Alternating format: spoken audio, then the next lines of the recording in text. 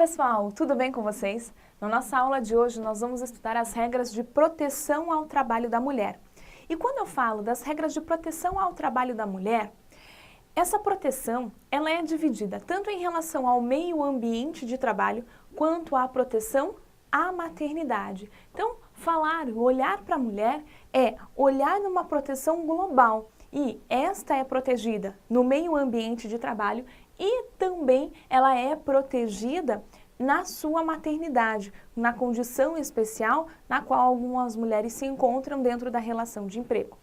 Quem estabelece a regra de proteção ao trabalho da mulher é o artigo 7º, inciso 20 da Constituição Federal.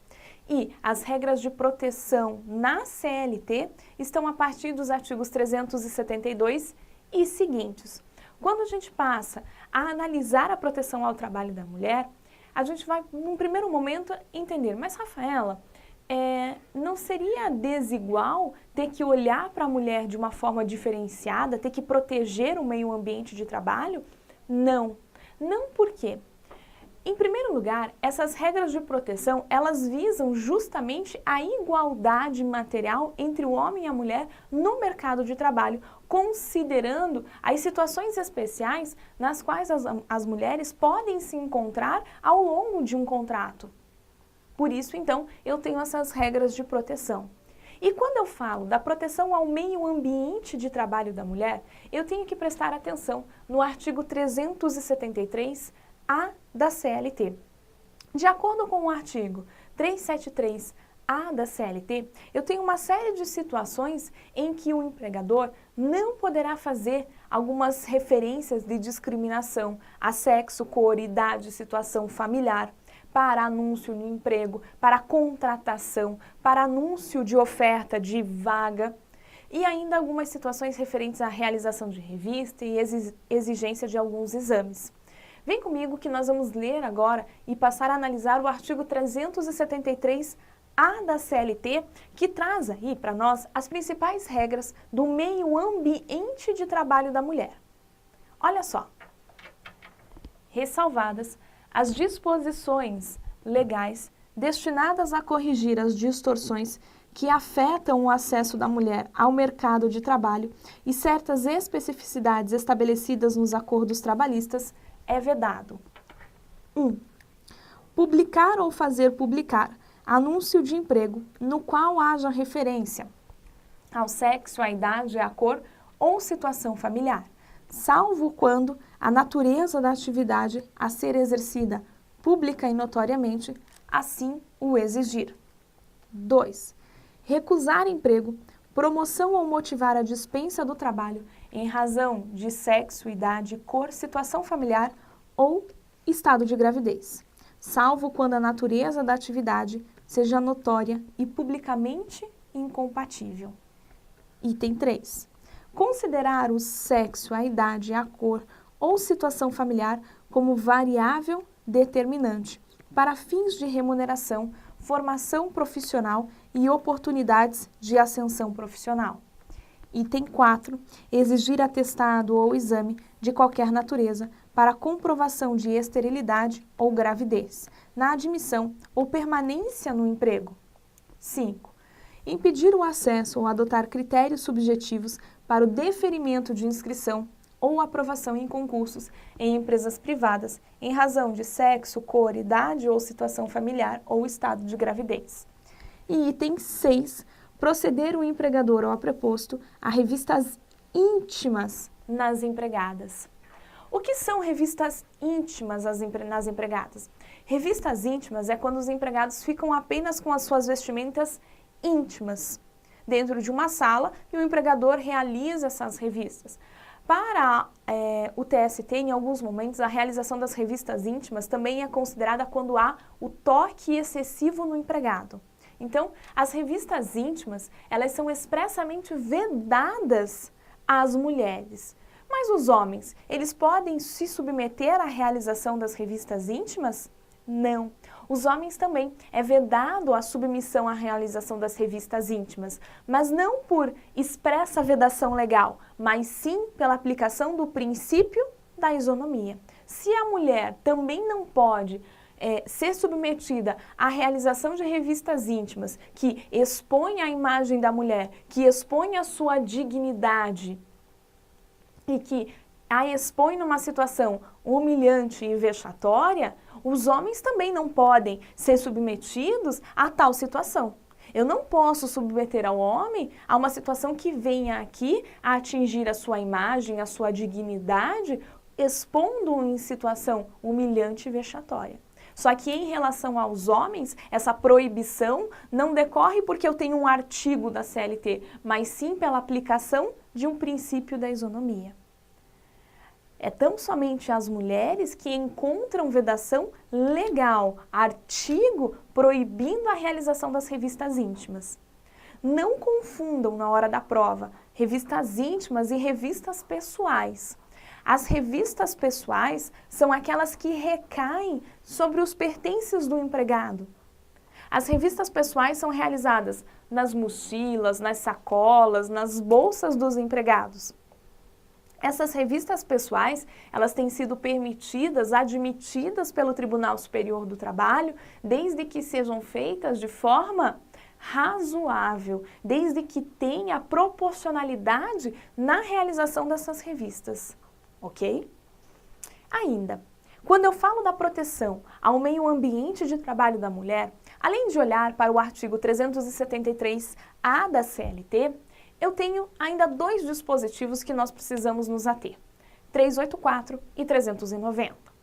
Quem conhece o famoso intervalo do artigo 384, que estava em discussão em 2014, acerca da sua constitucionalidade ou não?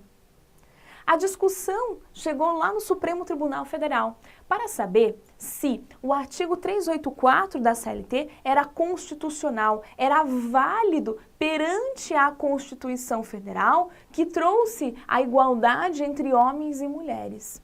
Mas o que estabelece o artigo 384? Ele menciona que as mulheres, quando da realização de jornada extraordinária, devem ter direito a um intervalo de 15 minutos antes do início da prestação das horas extras. Então, pelo artigo 384 da CLT, a mulher encerrou a sua jornada de trabalho e vai realizar horas extras antes do início da jornada extraordinária, ela deve descansar por 15 minutos. Se o empregador não concede um intervalo do artigo 384 da CLT às mulheres, ele deve remunerar esse período como hora extraordinária. E aí, a discussão era justamente nessa seara, se o intervalo do artigo 384 da CLT, ele era constitucional ou não, se ele valia ou não. Eu, na condição de mulher, tenho que ficar 15 minutos esperando antes de começar a jornada extraordinária? Isso não respeita o princípio da igualdade para alguns. No entanto, o Supremo Tribunal Federal, em 2014, no final de 2014, entendeu pela constitucionalidade e pela aplicabilidade do intervalo do artigo 384 da CLT. Então, ele é válido às mulheres? Sim, vou realizar horas extras, descanso antes, 15 minutos, e aí dou início à sobrejornada. Se eu não tenho esse período de descanso, esse intervalo será remunerado como hora extraordinária. E aí também eu tenho o artigo 390 da CLT, que diz respeito à força suportada pela mulher. Quanto que a mulher pode suportar de força? Depende da forma com que o carregamento, o levantamento deste peso é realizado pela mulher. Se ela trabalha de forma contínua no esforço físico ou se ela faz esse esforço físico de forma ocasional, eventual. Se o esforço físico, de acordo com o artigo 390, é feito de forma contínua, isso quer dizer, ao longo da minha jornada de trabalho, eu laboro com o esforço físico, com o levantamento e o carregamento de peso, a força máxima suportada pela mulher são de 20 quilos. Rafaela, 20 quilos durante toda a jornada de trabalho? Sim. Bom, você pensar em 20 quilos para uma mulher de uma estatura normal, tranquilo. Agora pensa 20 quilos para a pessoa que vos fala aqui, de 1,60 m levantando o pezinho ainda. Brincadeira, é 1,60 m com dignidade, levantando pelo menos as costas, eu chego no 1,60 m. Você já pensou você me jogar 20 quilos em cima? E mandar eu carregar o dia inteiro? Não vai sobrar Rafaela para contar a história. E, aliás, eu nem preciso ir muito longe. Basta eu chegar em casa e pegar minha filha. Maria Eduarda deve estar o quê? Maria Eduarda está com 21 quilos? É. Maria Eduarda provavelmente já está beirando os 21. Imagina eu ficar com ela no colo o dia inteiro. Não aguento. Eu malemar aguento pegá-la no colo para subir a escada. Tem dias que não vai. Eu falo, filha, não dá. Não abusa. Tua mãe não cresceu. E aí o pior é quando a gente vai no pediatra com ela. Porque daí chega no pediatra, a menina está simplesmente aqui. Aí é triste você pensar que ela com 5 anos já está na metade do seu tamanho e você com 3 vezes, 1, 2, 3, 4, 5, 6 vezes mais do que, 7 vezes mais do que a idade dela, só cresci 60 centímetros mais na vida. Você tem noção? Eu vivi 7 vezes mais que ela e só cresci 60 centímetros. É muito triste se você pensa por esse lado. E aí, o empregador vem para mim e fala que eu tenho que carregar 20 quilos durante? Sim. Se eu faço esse levantamento de peso, esse esforço de forma contínua, eu tenho que carregar 20 quilos. Mas calma, a situação pode piorar. Nada é tão ruim que não possa piorar. Porque se você faz esse levantamento, labora nesse levantamento de peso de forma ocasional, eventual, a força máxima suportada aqui não são mais de 20 quilos, mas sim de 25 quilos. Isso quer dizer que eu vou carregar a Maria Eduarda num lado e um saco de arroz de 5 quilos do outro. Rafaela, você aguenta? Não. Você joga o que pesa mais e que sabe andar. Fica com o saco de arroz. Mas, de forma ocasional ou eventual, entendeu o legislador que a nossa força de tração é maior. Só que aí, pensa que você está numa jornada de trabalho contínua, carregando 20 quilos lá. E aí parece que não existe mais uma luz no fim do túnel, mas ela existe. E você começa a enxergar essa luz no fim do túnel. E ela vem inclusive personificada. Ela vem em forma de empregador com um carrinho de mão. Cuidado! Empregador para nós no direito do trabalho é bicho ruim. Empregador é ruim, ruim, ruim, ruim, ruim. A gente não gosta de empregador. E se ele vem ainda com um carrinho de mão, com base no parágrafo único do artigo 390, a gente gosta menos dele ainda. Sabe por quê? Porque se o empregador te fornece um impulso manual sobre rodas ou um carrinho de mão, não há limite de força suportada.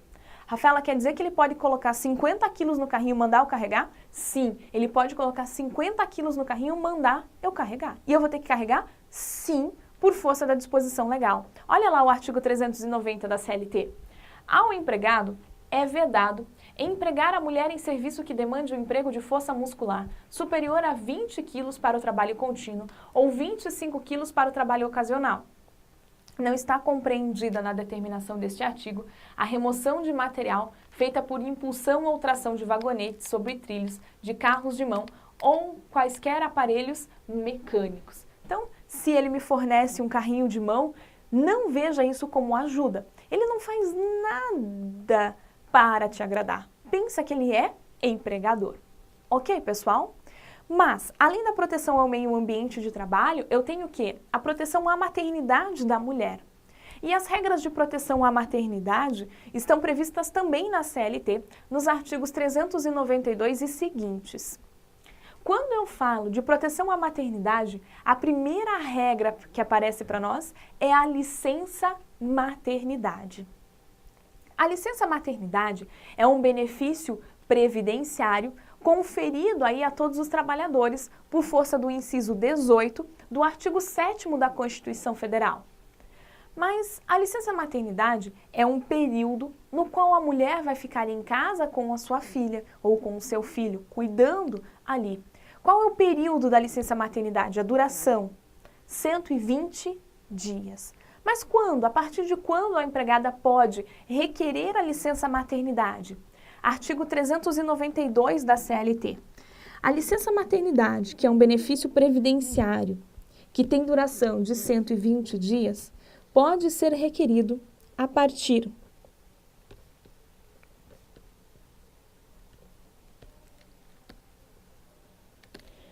do 28º dia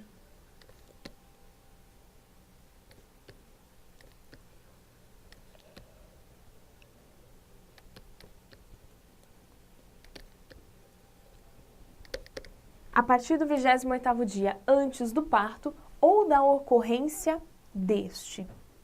Quando eu falo da licença maternidade, eu tenho que tomar cuidado com duas situações que eu tenho de possibilidade de prorrogação da licença maternidade. A primeira situação é com a Lei 11.770 de 2008 e a segunda possibilidade de prorrogação veio em 2016 com a Lei 13.301. Primeira situação, Lei 11.770 de 2008. Essa lei instituiu um programa no qual nós conhecemos como Programa Empresa Cidadã. E dentro da Lei 11.770 de 2008, que traz o Programa Empresa Cidadã, há a possibilidade de prorrogação da licença maternidade por mais 60 dias, totalizando aí um período de licença de 180 dias. Ocorre que a Lei 11.770 de 2008, ela não alterou a licença maternidade, o prazo, o benefício previdenciário. Por quê? O período da licença maternidade aqui, que é considerado como benefício previdenciário, remunerado pelo INSS após o pagamento, continua sendo de 120 dias. O que ela trouxe é uma possibilidade de prorrogação por mais 60 dias, sendo que esses 60 dias serão arcados exclusivamente pelo empregador, que, por evidente, obtém aí de incentivos fiscais para tanto. Desta forma, para que eu verifique a possibilidade de prorrogação da licença maternidade por mais 60 dias, a partir da Lei 11.770 de 2008, é necessário o preenchimento de dois requisitos. O primeiro requisito é que, justamente, a empresa participe do programa Empresa Cidadã. E o segundo requisito é que a empregada venha a requerer tal prorrogação até o final do primeiro mês após o parto. Então, olha lá, quais são os dois requisitos para a prorrogação da licença maternidade? O primeiro é que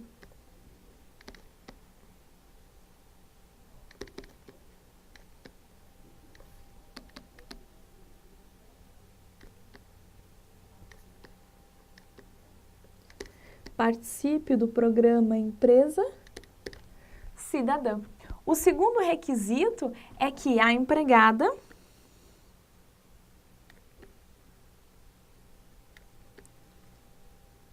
deve requerer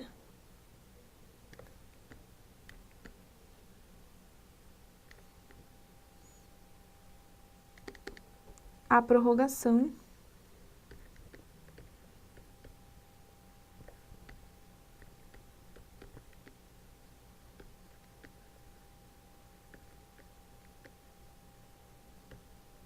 após o parto.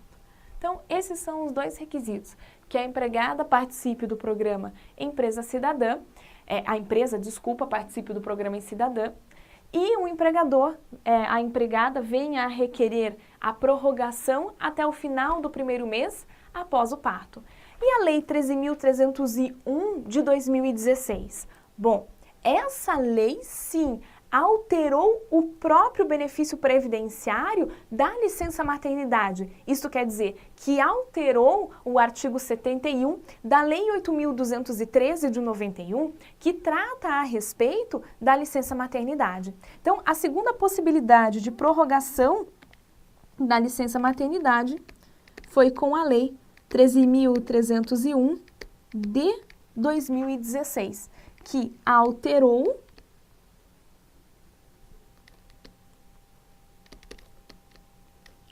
o artigo 71 da Lei 8.213 de 91, ou seja, prorrogou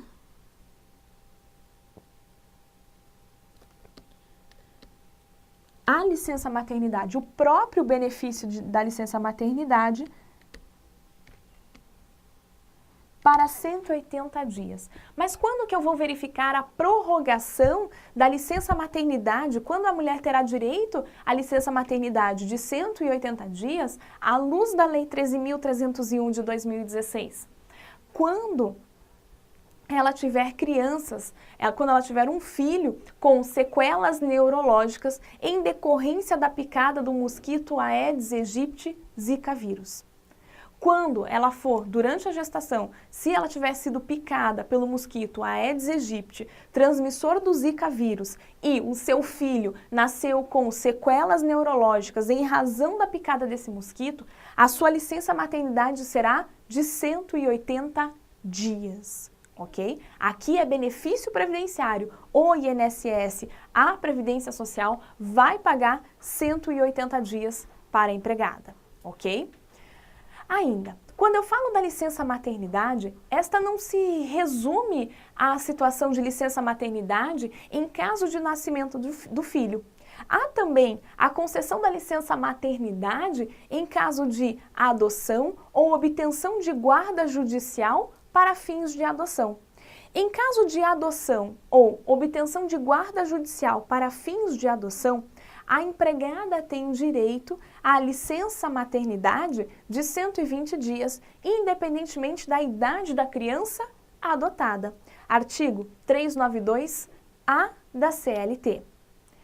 Essa situação, essa concessão da licença maternidade em caso de adoção ou obtenção de guarda judicial para fins de adoção, da licença maternidade de 120 dias, independentemente da idade da criança adotada, vale tanto para a empregada quanto para o empregado.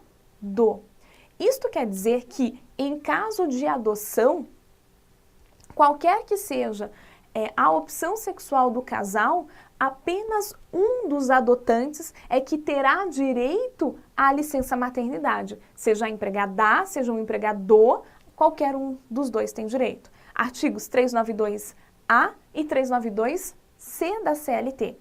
E aí, sobre a licença maternidade ainda, eu tenho o artigo 392-B, que estabelece, em caso de morte da genitora, o seu cônjuge ou seu companheiro terá direito à licença maternidade pelo período integral, se o falecimento da genitora ocorreu durante o parto, ou pelo período que lhe resta, se o falecimento ocorreu no curso da licença maternidade.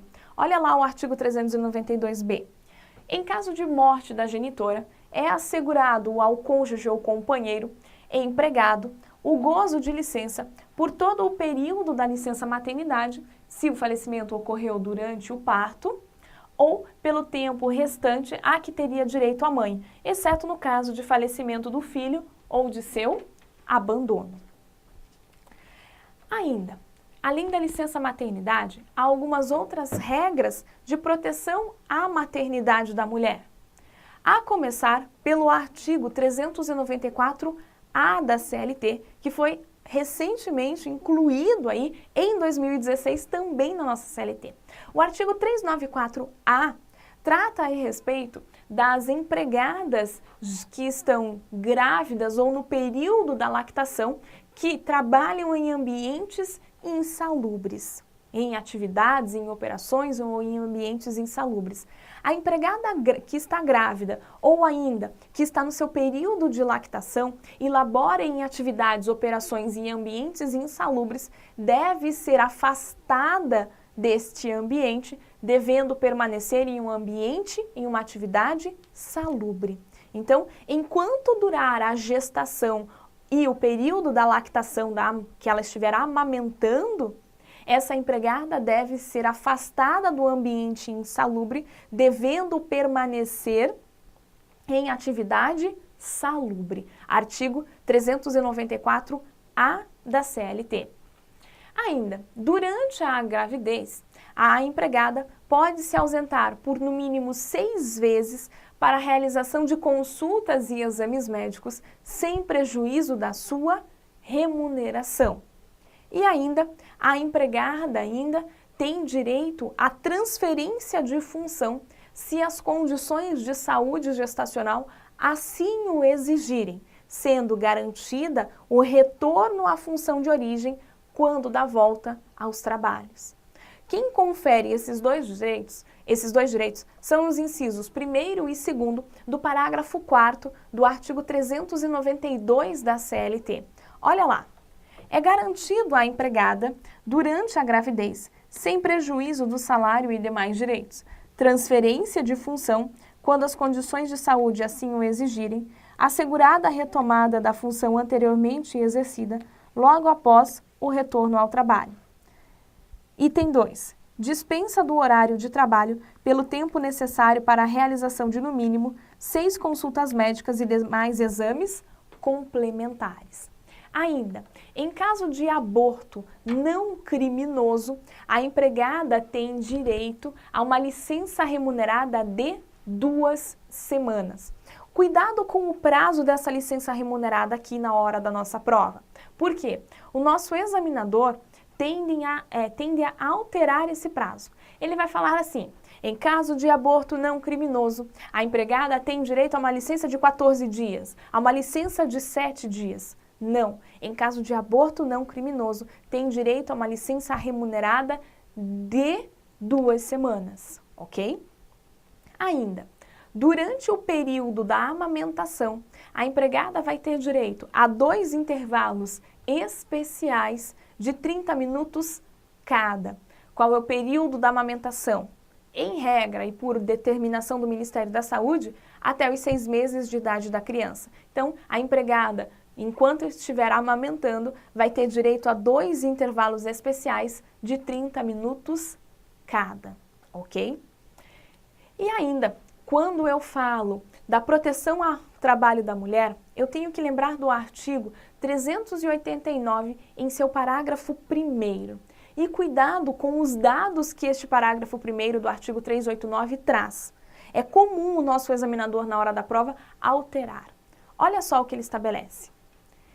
Menciona aqui os estabelecimentos em que trabalharem pelo menos 30 mulheres com mais de 16 anos de idade terão local apropriado onde seja permitido às empregadas guardar sob vigilância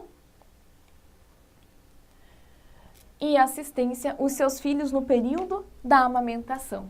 Então, os estabelecimentos em que trabalharem pelo menos 30 mulheres com mais de 16 anos vão ter que possuir aí um local apropriado para que as empregadas deixem os seus filhos durante o período da sua amamentação. Ou ainda vão ter que manter um convênio com uma creche pública ou privada, caso não tenha esse local apropriado, ok? Quando eu falo da proteção ao trabalho da mulher, eu me lembro também da situação da estabilidade da gestante. Por força do artigo 10, inciso 2º, a linha B do ADCT, as mulheres encontram uma proteção no emprego durante o seu período de gestação. Isto quer dizer que, da confirmação da gravidez até 5 meses após o parto, as empregadas não podem ser demitidas sem justa causa. Então, a empregada gestante, por força do artigo 10, inciso 2º, a linha B, da confirmação da gravidez,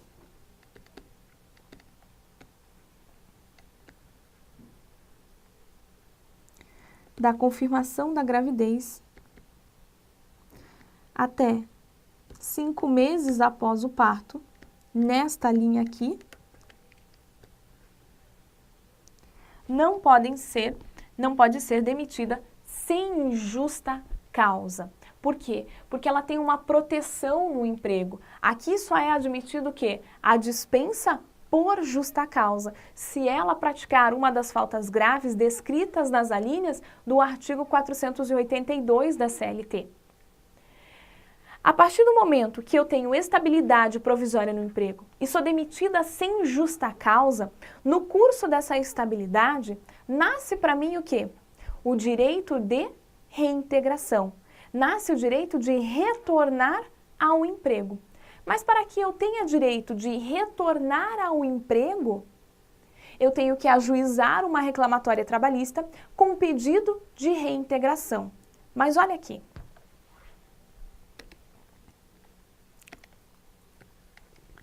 Vamos supor que tal empregada foi demitida sem justa causa, com 6 meses de gestação. Ela poderia ter sido demitida sem justa causa com 6 meses de gestação? Não, claro que não. Ela tem direito aqui, então, ao quê? Ela tem direito à reintegração. Só que para isso, eu preciso ajuizar uma reclamatória trabalhista, falando para o juiz do trabalho que eu estou grávida, que eu tenho direito à estabilidade provisória no emprego e ainda assim que eu fui demitida sem justa causa e que eu quero então retornar ao meu serviço. No entanto, essa reclamatória trabalhista, então, com pedido de reintegração, deve ser ajuizada até o final da estabilidade provisória no emprego. Porém, a empregada foi demitida sem justa causa e nada fez. Sabe quando que ela pensou em ajuizar a reclamatória trabalhista? Aqui, 8 meses após o parto, ela resolveu procurar os seus direitos. E aí, 8 meses após o parto, ela tem direito à reintegração? Não, não tem direito à reintegração. Por quê? Porque o período da estabilidade dela já se encerrou. Ela tem direito o que agora, 8 meses após o parto?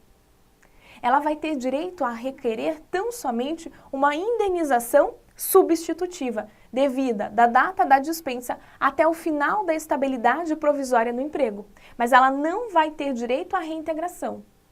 Mas, Rafaela, isso não caracteriza abuso de direito? Não, não caracteriza, não configura abuso de direito. Então, a partir do momento em que ela ajuiza uma reclamatória trabalhista após o término do período da estabilidade provisória no emprego, ela não vai ter direito à reintegração, mas tão somente uma indenização substitutiva da data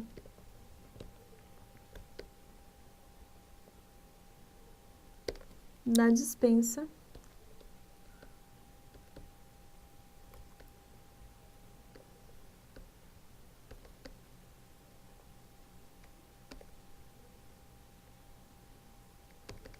até o final da estabilidade provisória no emprego.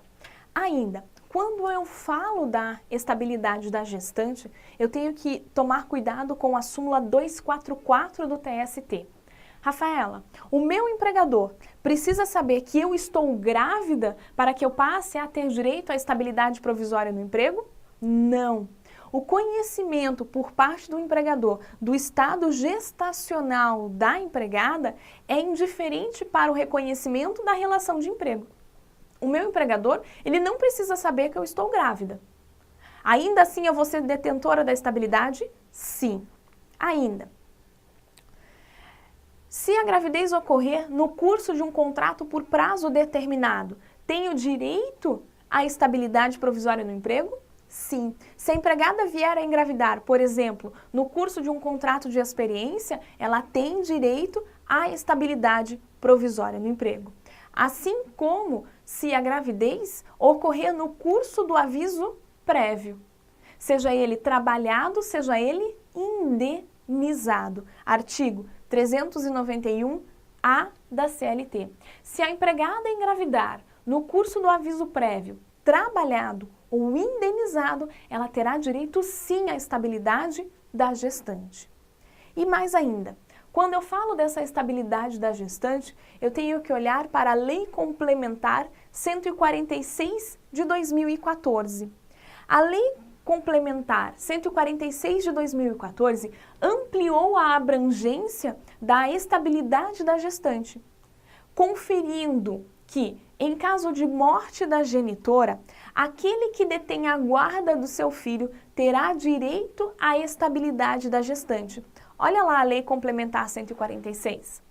O direito prescrito na alínea B do inciso 2º do artigo 10 do ato das disposições constitucionais transitórias, nos casos em que ocorrer o falecimento da genitora, será assegurado a quem detiver a guarda do seu filho. Então, atenção com a Lei Complementar 146 de 2014. Com isso, então, nós finalizamos a nossa aula sobre as regras de proteção ao trabalho da mulher. Espero vocês numa próxima aula de Direito do Trabalho. Até mais!